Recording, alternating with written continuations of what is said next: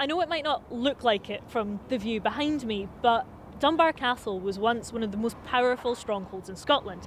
And if you just take a moment to think about where we are, then you'll kind of start to understand why. We're right at the mouth of the Firth of Forth. We're only about 30 miles from the English border, and any ships wanting into Leith and by extension Edinburgh have to come past this point. Now, a castle like that is going to have a turbulent history, and it did right up until 1567 when it was dismantled, stone by stone, by order of the Scottish Parliament. Some of that stone was even reused building a new harbour at Leith. But its most interesting period came in the 14th century, when it was under the ownership of a man called Patrick de Dunbar, 9th Earl of March. But it wasn't Patrick that left his mark on this castle, it was his charming, charming wife, Countess Dunbar, Black Agnes.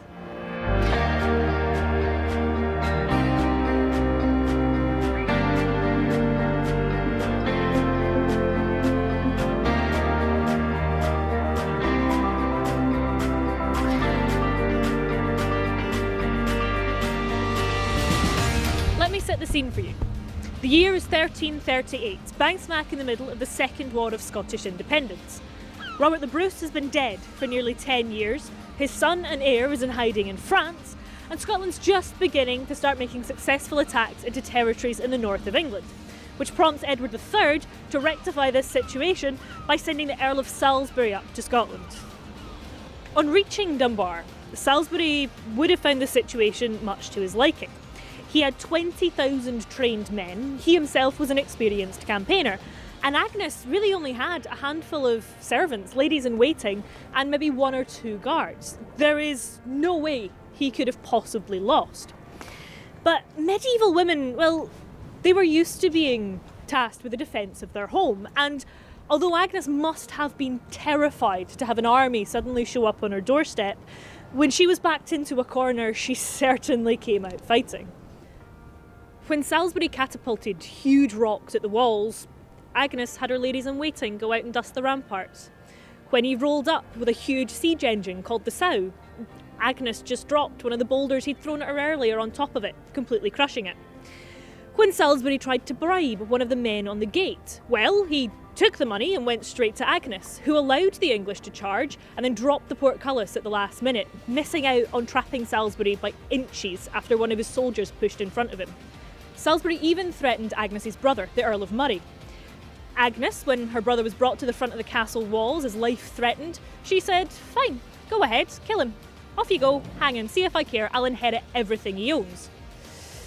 Well, Salisbury didn't decide to call her bluff on that one, and eventually he had to settle down, make camp, and decided to block off the supply routes to the castle. Not to criticise the professionals, but if I was planning a siege, I would have started by cutting off the supply routes, but that's just me.